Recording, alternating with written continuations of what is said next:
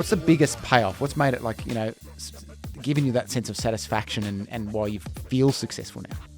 Yeah, I guess one is that it's our ship. We're steering it. So there's the decisions we make are the decisions that Richard and I make collectively, and we can decide on the path that we actually want to kind of take and where we want to innovate to, or where we want to take the business to. It's allowed us to purchase another existing business that is the Bouquet business that we purchased 2 years ago. And fundamentally, we've got our own jobs that put food on the table for the family and a roof over the head. So you kind of think, right, that in control of your own destiny. Yeah.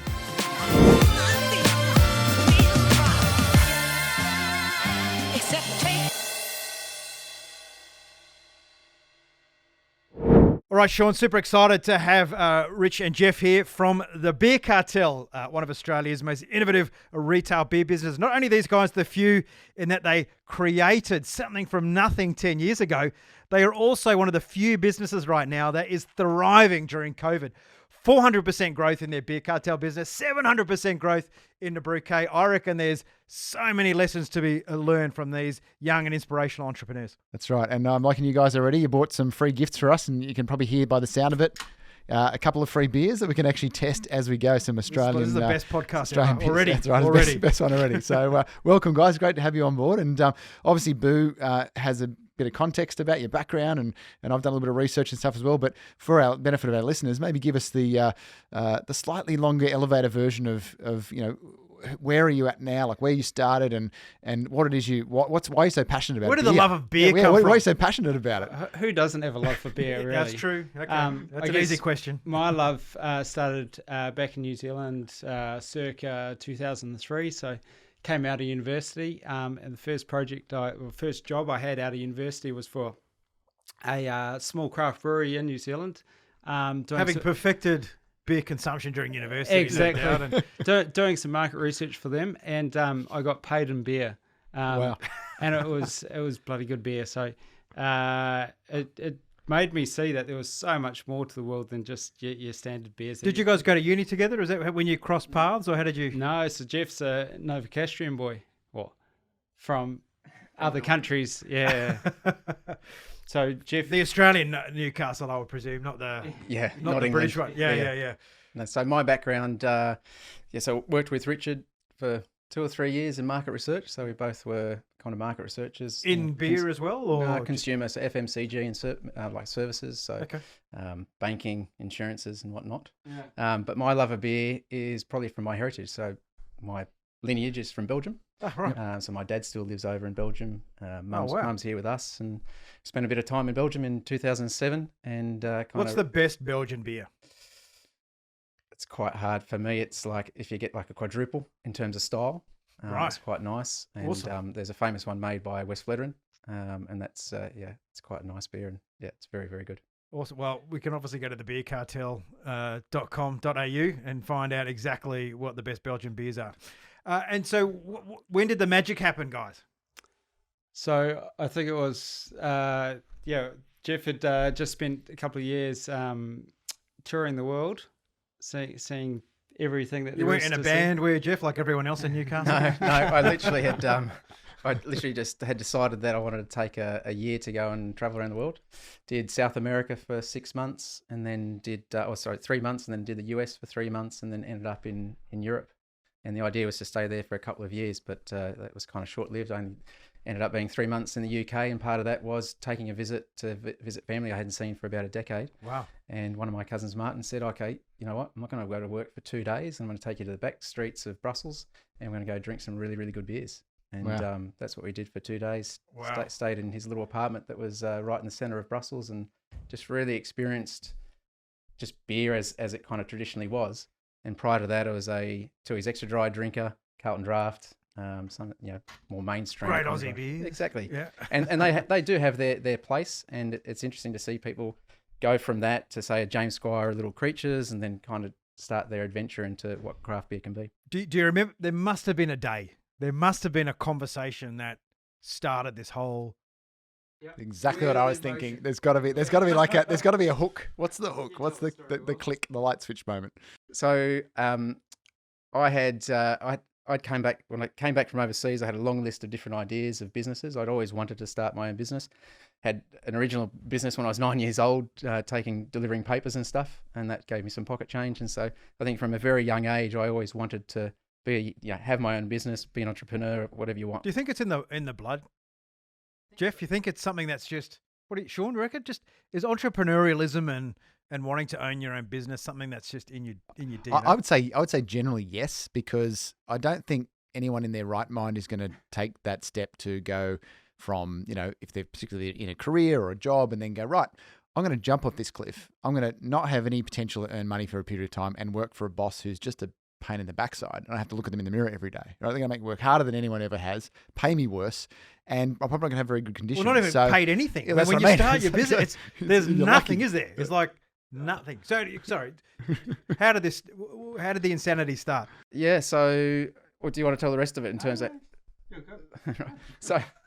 basically, we were having a conversation. I was driving home from work, and Richard rang me up. He said, I was thinking about your kind of beer idea and how we could kind of do that, and linked it in. But did the beer idea, was it formed in Belgium? Was it formed on the back streets of Brussels, or was it something that had been fermenting? No, good. It was good for that one. That was great. It pretty much, that was one of the things that was around about how do I get good beer when I come back to Australia, because I had come back, couldn't find the beers that I was drinking over there. I just thought, right, well, either I start importing it myself, start getting it from distributors over here, whatever it might be. And from that kind of stemmed into having a chat with Richard, who previously had other businesses that he bought and sold. And I was like, okay, this guy is reasonably switched on. We'd been working together. We talked about beer, and he said, what do you think the equivalent of a Tupperware party is for men? And I was like, I don't know, like a power tool party. Because I'm quite into my DIY and I love tools and things like that. Tool man, yeah. And he said, not really. I'm not sure wives would really like to have, chainsaws and angle grinders started up in the living room. But he said, I have been thinking about your idea around beer, and one thing we could actually do is go to people's home and do kind of beer tastings in like a group setting, and then try and sell beer off the back of that. So instead of selling Tupperware, we're selling beer and possibly a subscription kind of component to it. We quickly found out that there was kind of two issues with that. The first one was scalability. So if there's only two of us, there's only 7 nights a week that you can do kind of parties. And I'd presume in Australia hard to scale because of the regulation around liquor sales, and you can't just do Avon calling and have lots of random people selling beer on your behalf. Yeah.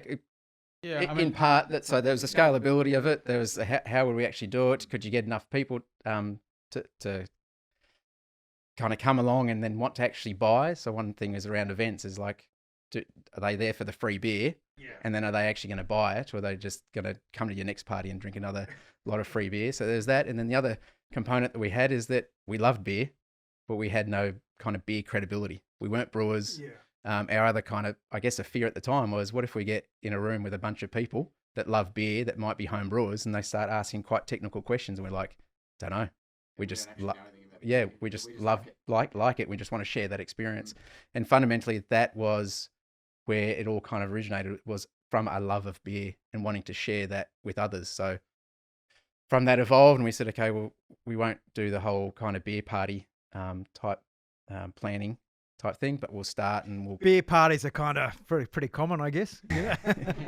So we went from that to basically hiring a Kennard self-storage facility in Rozelle, and the rest is history, as they say. We would basically go down there over a weekend, pack our orders, our beer subscription service, that's a monthly thing, and then get them picked up.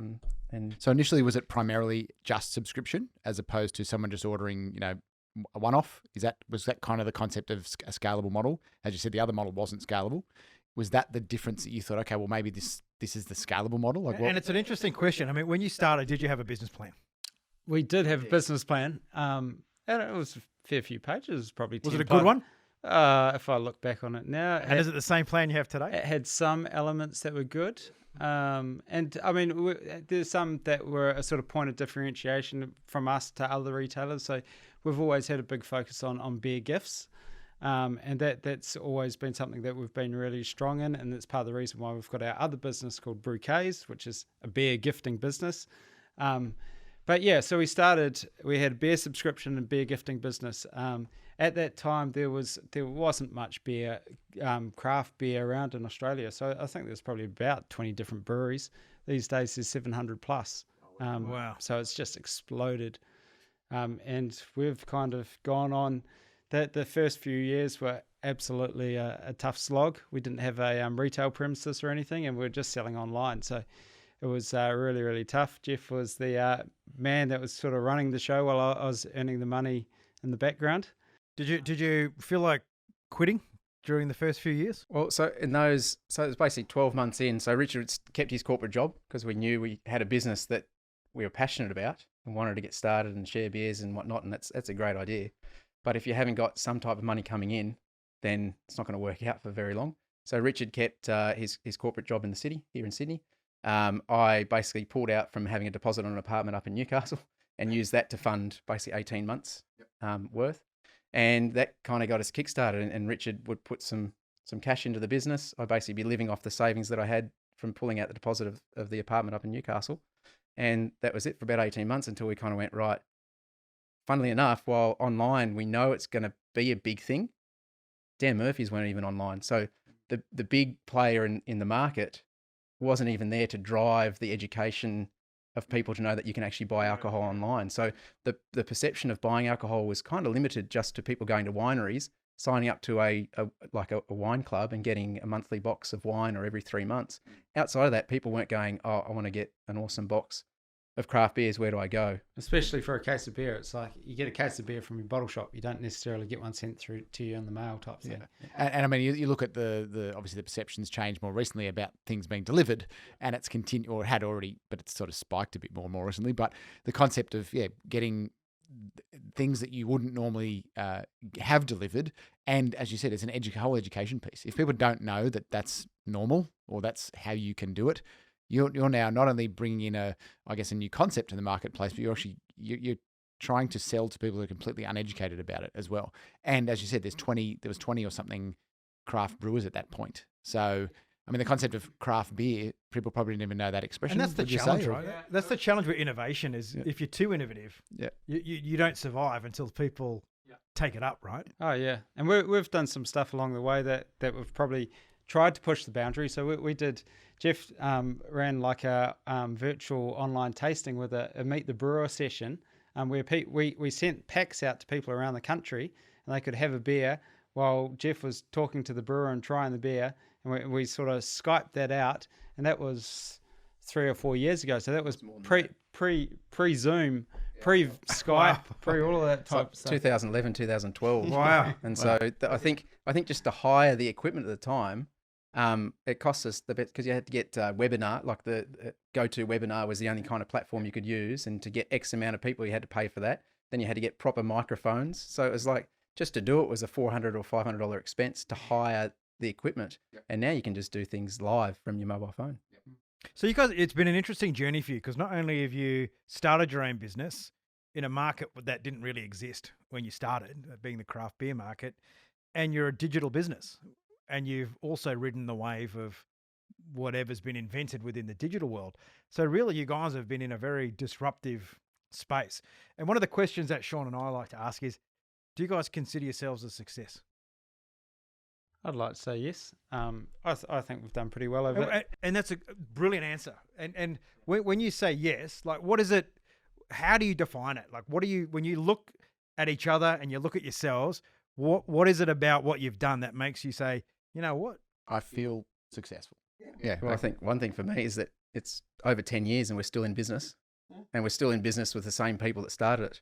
That's amazing. You know, so those two factors for me are like pretty damn important that you kind of go, right, we don't always see eye to eye, but we've got a way of kind of working out, well, what's the middle ground? What's the best thing for the business? And we've done that for 10 years. And the thing is, business is a relationship game.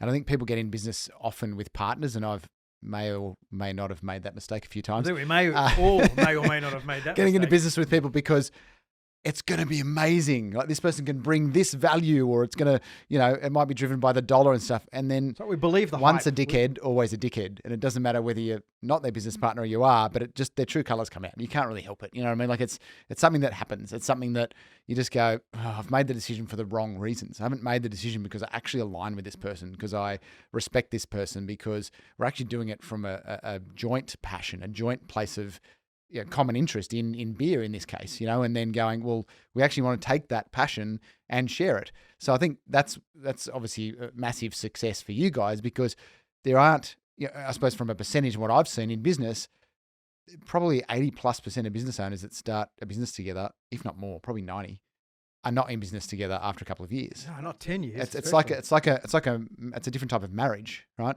So if you're married, the proper marriage sense, I suppose, or with a partner or whatever, it's another one. You've got and you've got to manage the relationship. You've got to make sure that you're not upsetting each other. You've got to make sure that you're respectful. And if someone's going through something, you've got to be supportive. So it becomes a key part, because your business is particularly in the early days, such an all-encompassing beast that it's almost like you're probably spending more time with them than with your partner or your wife. I mean, it's such a thing that we've seen in that journey ourselves. And it's so telling that the first thing that you say, what makes you successful, is we still have the same people around us. Like that just highlights the right priorities. If you're sitting there and saying, what makes you successful? I got $6 million in the bank. I think that's a totally different type of success. Okay, so commitment, same people. What else? What is it about success? I think the staff that we have employed, so we're giving people jobs. I think, and it's the same people that we've had that stay with us year on year. So they're not around for just 5 months and then bugger off. And that's a testament to your relationship and how you show up as leaders in your business. Because if people stay there, they're staying there because of you. Because if people are not there, they're not there because of you. They're buying into it to what we're about. So, what about getting up in the morning? You getting up in the morning, you've got the energy. It's something that you feel when you've got two kids under 5. That's a little harder. Well, you do get up early. Yeah, that's for sure. But there's mouths to feed. Exactly, you get a bit sidetracked with looking after them at the start. But I mean, so we've both got two kids under 5. It's been interesting. If you talk about the 10 years, we've gone through a lot of the same things, very similar times. So journeys, getting married, having kids, houses type thing. So it's been a real journey there. Does it bring you together even more, you think? I mean, having all those shared experiences outside of business as well. I think it makes you understand where the other person's headspace is at. Yeah. So when you're falling asleep at the table after having a big night with the kids, you've got a lot of empathy. Yeah, well, I'm pretty lucky in that regard. Yeah, I think I might have done it. The good thing is he doesn't brag about it, right? So except on a podcast. But I think, knowing that other person might be going through something either that you have been through or that you might go through yourself, it's kind of going, right, that there's that understanding, and then there's just this complete realm of trust as well. So at the moment, for example, right, with COVID-19, we've had to split our business in two in terms of two different teams. Richard heads up one team and I head up the other team. We have a 1 or 30-minute conversation a day, and then a weekly kind of catch up. And it's just kind of known that you trust the other person to be doing what needs to be done to keep the wheels kind of turning. So if you guys are not in the business and you're somewhere together, whether you're traveling to come here or something, are you always talking about work? Or do you do you have a relationship that's built on business, or do you think you have a relationship and a business with each other? I think it's changed a bit over time. So I mean, when we very first started, it was pretty full on, and we were seeing each other 24 hours a day almost. It felt like that anyway. Now I think we've got so much else on in our lives with having kids and family and stuff. We don't necessarily have that much time to get together outside of work, and so work is often the sort of social place as much as anything, really. Okay, excellent. So let's. I want to shift gears a little bit. There's always there's a key question that we like to ask. It's around. You could call it failure, call it setback, or what do you want to call it? People don't like the word failure, do they? I don't want to put my hand up to a failure. Question. We have to adjust the question. Oh no, but I don't call it failure. Sorry, I don't call it failure. And it's like, hang on, okay. Yeah. But the point of it is, it's a failure. You haven't failed, but it's a failure of sorts, or it's a setback, or whatever. what would be in the time you guys have been in business together? What would be the biggest setback or failure, whatever you want to call it, and what have you subsequently learned from that and the impact following on impact from that? You want to take this one? Oh, they both pointed at each other there. I'm going to pass the ball to you. Damn it. No, one of our biggest challenges was in 2018. So for our advent calendars, which is a very successful product for us at Christmas time. So You guys put out 25 beers for everyone to enjoy every day instead of chocolates. It's a great idea. The advent calendar instead of chocolates. Yep, for adults. Open the door and you get a surprise beer every single day. Yeah, nice. And we basically kicked off in about 2016 with these. And the first year I went to Rich and I said, okay, how about I think we can do 1,000. And he said, oh, let's just scale it back and we'll just try and get 10 cases of each of the beers. We'll do 240. That basically, we blew past that in probably about 7 days or something like that. So, okay, so we kept getting stock in. The next year we said, okay, well, let's up it because we had basically sold out and we did 3,000, 3,500, something along those lines. We thought, okay, we'd sold out of those. Same thing in 2017. So for 2018, we thought, okay, the market's hungry for these advent calendars. It's fantastic, and we'll up it again. So we tried to do 7,600 in that year in 2018. Unfortunately, at the exact same time, one of our key competitors had upped their game in terms of the volumes that they were looking to do, and they were at a lower price point because that's in the space that they play. And basically, the market got flooded with advent calendars. There wasn't enough pull through for customers to actually purchase them. And so both they and us had an oversupply of advent calendars. They basically dropped their price within 2 weeks of launching, and their price points were below cost. And you can't do much with an advent calendar when it's not Christmas, right? Exactly. So that was the challenge. So we went, okay, well, so we had to kind of try and mitigate the risk of getting stuck with a whole heap, and we ended up getting to 6,500 advent calendars. But that extra 1,000 that we had on hand, once you get past the 1st of December, that's day one, that's start day, and then up to about the 6th, 7th, people are still willing to purchase and play a bit of catch up and have a couple of beers each day, and then they get onto the rolling of the days and opening the windows each day. Problem is, once you get past that, it's kind of no longer it's a themed kind of case. So yeah, that was probably our biggest challenge, our biggest learning in terms of, well, don't overcommit yourself. So it's a fine balance between being super conservative and then being way too ambitious. And if you're too ambitious, it can really burn you, especially in retail, right? So getting stuck with thousands of dollars worth of stock, if it was widgets and it doesn't go out of date and it doesn't have best before date, and you can sell them next Christmas and you can hold on to it because they're quite cheap, fine. And how did that feel? Like, how did you both feel when you knew that it wasn't going to hit the mark? It was challenging because we could see it coming. We could see from even 2 weeks away before that sort of December one that we weren't going to hit it. And you do start to scramble and you try and think of different ideas. And Geoff had quite a few. But yeah, it was still not getting there to move it all. And so that the pressure comes on. And the pressure, I guess, for that lasted sort of 6 months down the track, because we still had all this stock that we're stuck with that we had to move, and we ended up having to move stuff at cost. So we're still selling product, but we're not making money from it, type thing. And so you do, like, we had a cracker of a year the year before, and then all of a sudden we've actually gone 2 steps back or 5 steps back. And how do you reconcile that? Do you eventually get to the point which is, look, we just got to suck one up here. We just got to suck it up, take the hit. Yeah, I mean, move forward. That's what we had to do. We just we planned it out and said, okay, this is going to be the tough period. We're going to have to work through this tough period, and then hopefully go into the sort of another new Christmas and that. So Christmas is your big time in retail, so you always move lots, and then have success, which we did last year, and it suddenly turned things around quite significantly. So in 10 years, how many times have you almost felt like throwing the towel in? And do you have enough fingers? Yeah. Like this is the thing about owning and running a business. I mean, you guys are at that sustainable level now, right? Like you've ramped up, you've got some good volumes, you're living the dream, as most people would see it. But even though you're living the dream, how many times have you thought, Oh, you still have those days where you go home and you say, oh, I mean, it would be a shitload easier if I'm just working for someone than doing it that all paycheck myself. hits Exactly, every exactly. Something consistent. I don't have to worry about all these headaches. So it's not just headaches related to your sort of things. It's headaches across the whole business. So that there's a lot that you have to juggle and a lot that you'd sort of take on. I think for me, just on that, for me, fundamentally, one of the things if you want to be good at business, you've got to be a really good problem solver.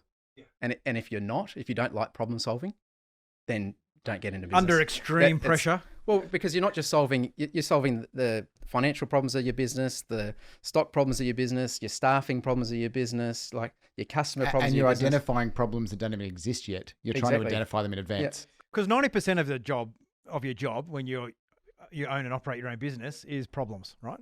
Like most of it is problems. There's very few. You go to Instagram, you see the mega yachts, the Bugattis. Yeah, all that is not business, is it? It really is. It's good for Instagram. Yeah, it's good for Instagram, but it's like running a marathon or being an athlete. Running your own business, you've got to have that perverse pleasure that comes out of shit being tough. Don't you think? Yeah, well, that's one way of looking at it. But I think that the other way is going, do you like solving problems? So there's the tough stuff, and that is problems. If everything was smooth sailing, then everyone would do it, and everyone would get to 5 years, 10 years, 20 years, and then maybe even hand over the keys to the business to their children. Then you have generational businesses, which that in itself is even the next level, you know. And I think that's the challenge. Some people get to a point where they don't want to solve problems anymore, and then they either sell their business or throw the towel in, or whatever it might be. I think the driver that I've seen in working with a whole lot of business owners for a long period of time and stuff is the fact that problem solving, the outcome of that for us is growth. Is by solving more problems, we grow, we develop, we become stronger versions of ourselves. Those problems become less impactful. We now can deal with the larger problems and then the more challenging problems, or we start dealing in another area. Because if we just problem solved like, yep, tick, tick, tick, tick, tick, and didn't progress, I think it'd get very tiresome very, very quickly. And so what I've seen, as I say, is that really drives the growth. The faster you solve the problems, the faster you're going to grow. The faster your team will grow, the faster your business will grow, and you'll move forward. And it's any resistance to that. Like if you just guys went, oh no, woe is us. We've got these 25,000 cans of beer or 1,000, calendars, we're stuffed, and kind of put your hands up in the air. That's very different to going, we've created a problem. This is our fault. We've overstretched. We're better off selling out than trying to perceive we can outsell what we did last year or by a substantial amount. To then focus on just digging your heels back in and go, right, okay, we stuffed up. We've got this pain period. Let's move through it. What's on the other side of it? But you bounce back substantially more since then, yeah? Oh, totally. Yeah, And you learn some great lessons. Yeah, some massive lessons. And yeah, I think it's probably the key thing in retail. But having come into retail, not being retailers, you don't necessarily know what you don't know, type of thing. And so it's well, if you start a business that never existed before you started it, there's going to be a fair bit of exploring the unknown as you go along. So right? one thing when I look back at the last 10 years, one thing that I think that we probably didn't do early enough. And if you're starting out your business, I'd say get yourself a coach, get yourself a mentor, go and talk to people who have done it before, learn their top 5 lessons, top 3 lessons, whatever it might be, see if you can implement them in your business, and then you'll be leaps ahead of someone else that started the same business at the same time that hasn't kind of done that. Speaking my language, I spent 15 years doing it on my own, and I know my dad was trying to serve me when he said, mate, if you want it done right, do it yourself because it'll be cheaper and you'll do it better. I know that was his frame. Dad lessons take a long time to get over, don't they? I was about in my early to mid 30s when I finally got over it. But for 15 years, I was trying to do it all myself. And then it wasn't until I connected with a mentor that then came and brought into my business, and I literally just went and just grew, like in my perspective on communication, on psychology, on business, on every aspect, was because they had done it for 15 years longer than I had, and in the right way, right, in a strategic way, in a way they'd been mentored to do. And now suddenly it was like this brand new, it was like I didn't have Google and now I did. It was like, whoa, a whole new world opened up, and it changed everything. You know, it really did. How do you think your journey would be, guys, if you weren't together, if just one of you started the business by yourselves? I think it'd be very different. I mean, yeah, one thing is, would it have still been around? Do you think you could have? Like, a bit realistically, do you think if you just did it by yourself from the get-go, would I don't think you so. be a successful? I don't think we would have had the sort of energy to drive it long enough, because being at such a foreign kind of business and us sort of creating it along the way, you definitely need more than one person. And it's like you need more than one person that's a free salary type thing. Could you imagine those times like you're undersubscribed by 1,000 cases of beer, 25,000 cans of beer sitting on the shelves, if you didn't have someone to talk to about it? What would that have been like, do you think? I mean, how much conversation did you have to resolve that? You can always go home. We've got lovely wives that we can go and talk to. The challenge there is that they're not necessarily, that they're great listeners, but they're not necessarily in the business understanding what can or can't be done and why or why not. And I think the one thing is, I mean, they always say two heads are better than one, right? So the thinking is kind of going, right, that's the problem we have. Everyone come back to the table and say, right, what are some ideas on how we can try and get this number down?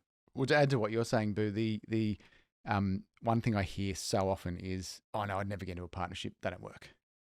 That's exactly what I was told before I went into business. That's right. The same thing. Pretty much, other than my first, foray into a few businesses when I was younger and car washing when I was 13 and all sorts of stuff in my parents' driveway, all that sort of stuff. Pretty much every other business I've been into, I've had business partners. Now, yes, I've made some mistakes, but I also have one key business partner that I've had since 2001.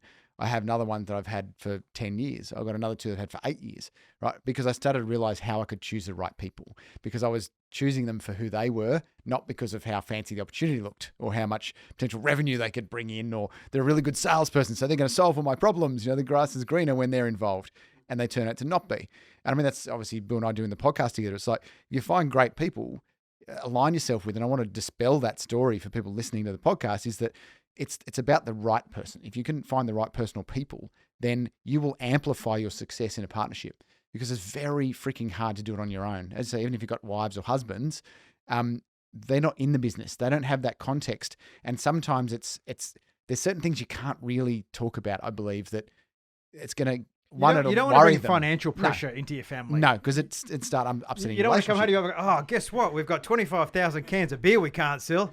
We're really about to go out of business. What do you think we should do? Yeah. And I don't think I can buy nappies this week. It's like sport. And one of the things I've found, particularly with working with small business, large business, and sporting teams, there's so much is in common. It's sort of like what happens in the game stays in the game, because that's what it is. And even though you're invested in it and everything else, it's your choice.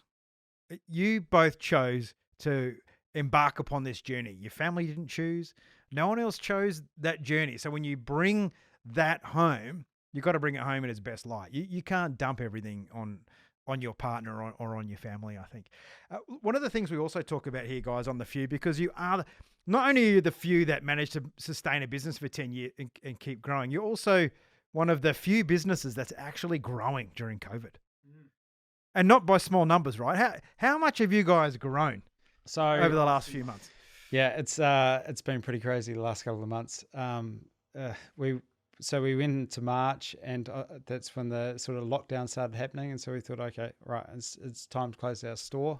That's the retail store. Yeah, the retail store. Bottle shops are allowed to stay open, but we made the decision just to close it, just to remove any risk for our team. And it was kind of a good thing we did, because the last few months we've been growing about 400% across our two businesses. It's amazing. That's crazy, isn't it? That is amazing. Unbelievable.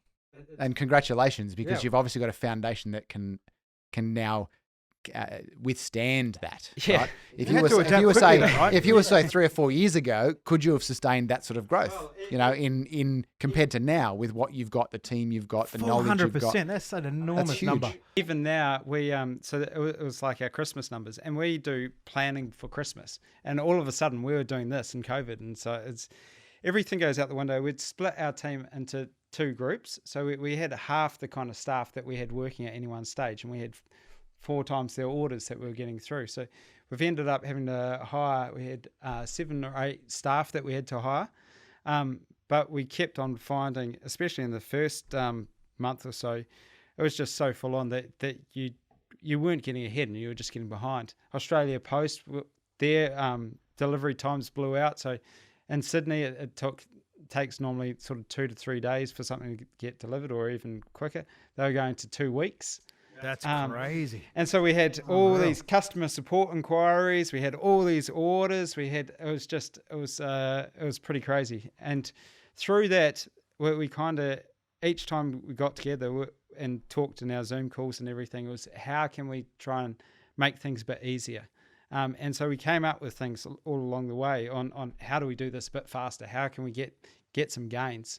And the gains and the changes that we've done now are actually going to help us throughout the whole business. So I think we're probably, as far as our sort of picking and packing teams, I think we've probably made them 20 to 30% faster just across the board. So they'll be, for the rest of the year, they'll be 20 to 30% faster. That's something I've seen in the businesses that I work with through my Inner Circle program and all that sort of stuff, is the fact that 90+% of them have, whilst it's still been challenging, they've improved efficiencies, they've improved processes, they've improved methods, their teams have either stepped up or stepped out, right? So that the people that really should be there are there, or you've seen this this ability to adapt very quickly because of the sudden additional pressure that's been put on, not just within the business, but on social media, on the mainstream media, the community pressure, like going out there, you can't avoid it. You can see that there's a lineup for Woolies and you've got to stand, a metre and a half away, and all this other stuff that's going on. It's a great opportunity for disruptors, isn't it? It is, for small absolutely. business entrepreneurs, it's a great opportunity, isn't it? And things that are opening up, like a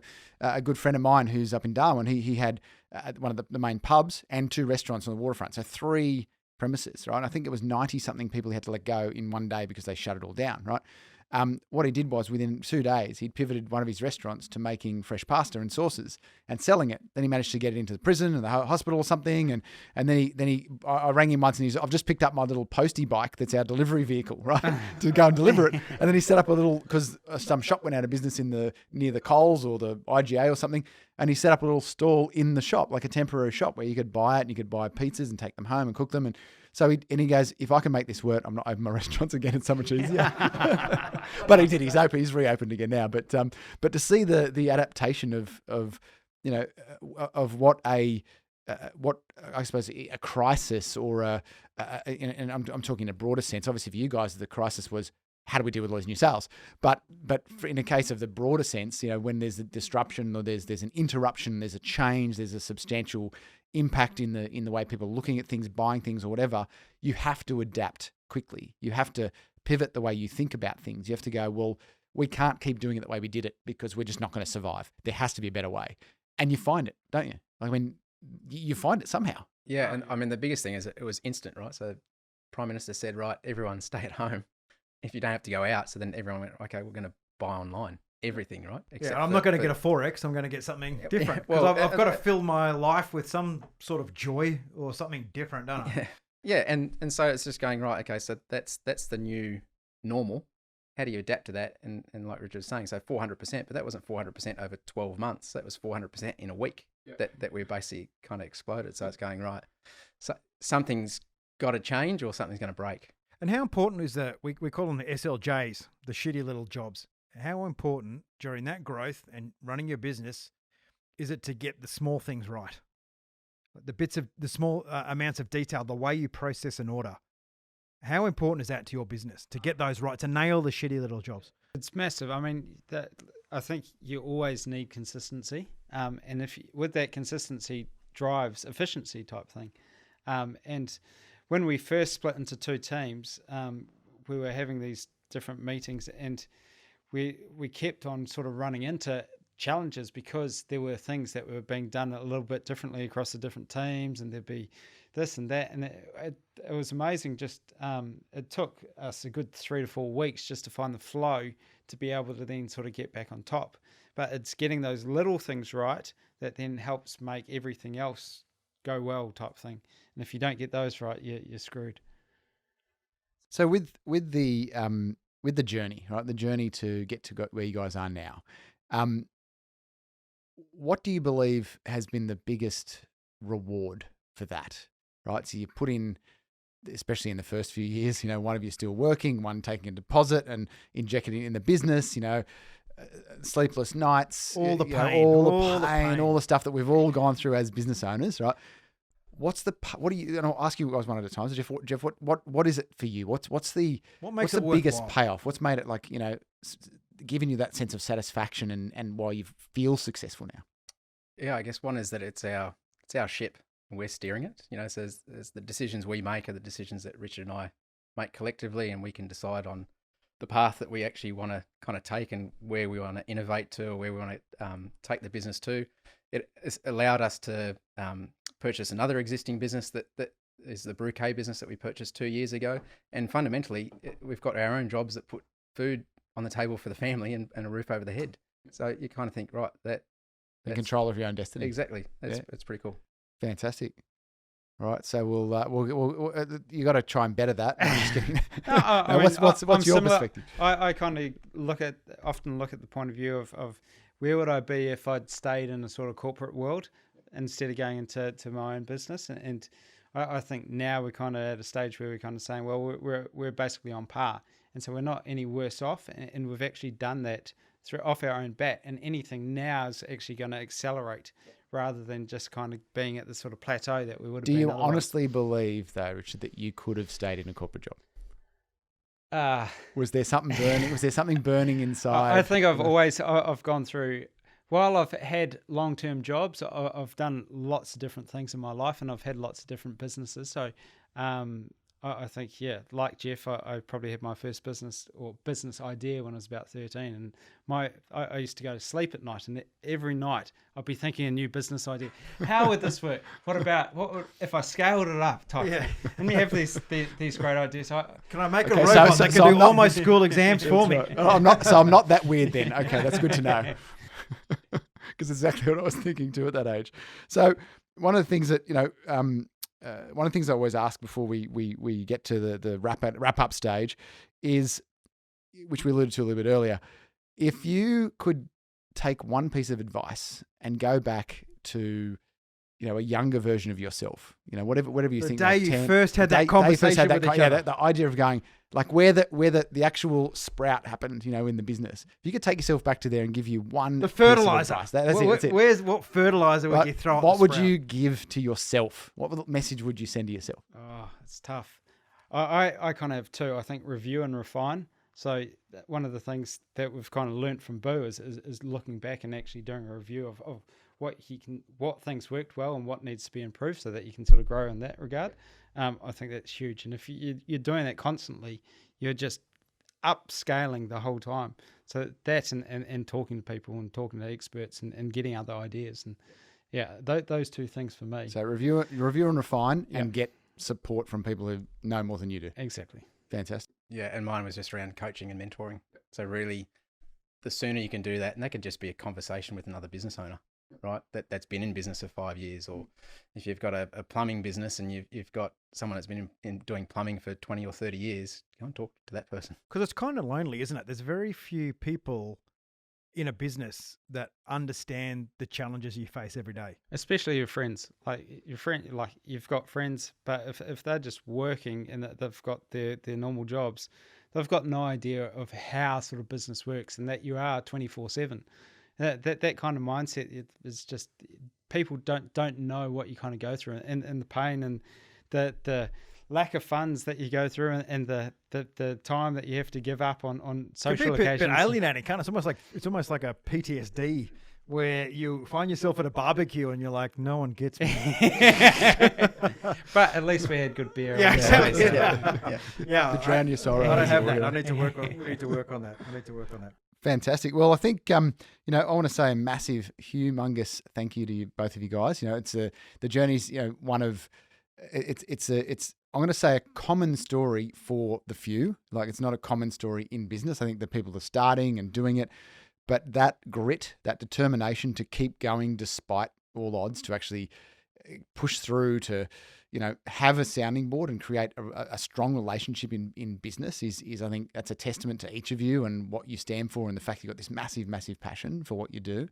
And I just love talking to people and seeing people create that success, do it on their own terms, and I really feel you energized. kind of just, I feel like tomorrow is going to be a great Could day. be the- could be the Just beers. a shit. Yeah, that's probably good point. That is a very good point. because I think I've finished that one, but we're going to try some. We didn't even get onto the non-alcoholic alcohol-free, ones. Yeah. alcohol-free beers shortly. But it's such an inspirational story to take, and it was one of the things that you say, Boo, was it's like at one point you were on the other side of that window looking at people that had that success, right? You're looking, going, how does someone create a business like that? How does someone do that? It's like, oh my goodness. But what it takes grit, takes determination, consistency, being a bit of sucker for punishment, but getting up and doing it again. And so, any final thoughts for our listeners from today's podcast?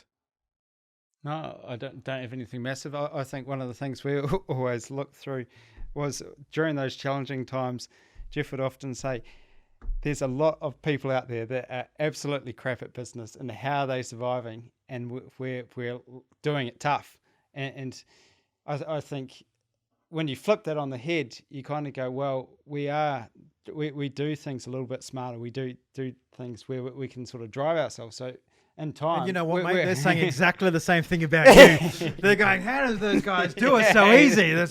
I got no idea. Exactly. So, I mean, yeah, there are tough times, but I think you've got to celebrate those wins that you get along the way. And as you go further and further into the journey, then you get more and more wins. So it's getting through those challenges, and you come out gold on the other side type thing. Fantastic. Any final thoughts, Geoff?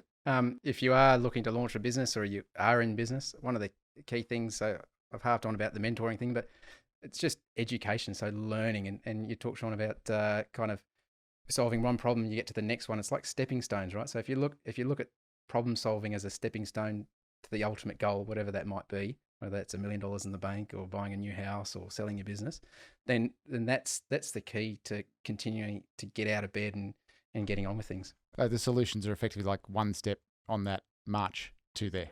So the next problem is the next step. And the faster you can get through them, the faster you can get to your destination. Each of those problems is like you put something in your education bank, you know what I mean? It's just like you go, right, now I've learnt that next time I come across this is how we solve it. And then you can decide whether you systemize that or you palm it off to someone else to do. But ultimately it's like, so you're educating yourself the whole way. And like Richard's saying is, had we stayed in corporate, we'd be at a certain level. Now we're kind of at the exact same level we would be if we were still in corporate, yet we've got this whole education of 10 years that you wouldn't necessarily get if you're in the corporate world. I have a feeling that you guys are just warming up. So Yeah. I'm looking forward to seeing where it goes from here. Well.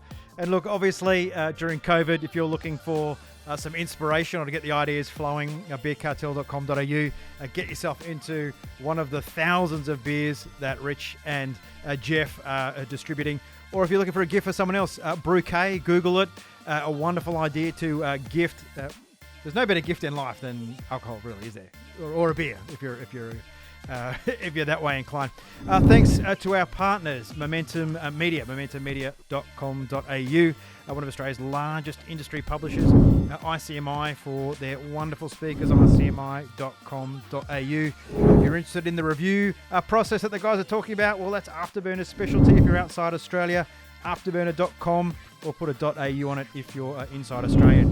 You're looking for mentors, you're looking to find that community of like-minded people, then Sean Sewell's Inner Circle might be the place for you. Rich, Geoff, thank you guys so much for coming in. A, it's just great to reconnect, and B, even better to see you're riding this massive wave of success. So thanks a lot, guys. Thank you. Thanks very much, guys.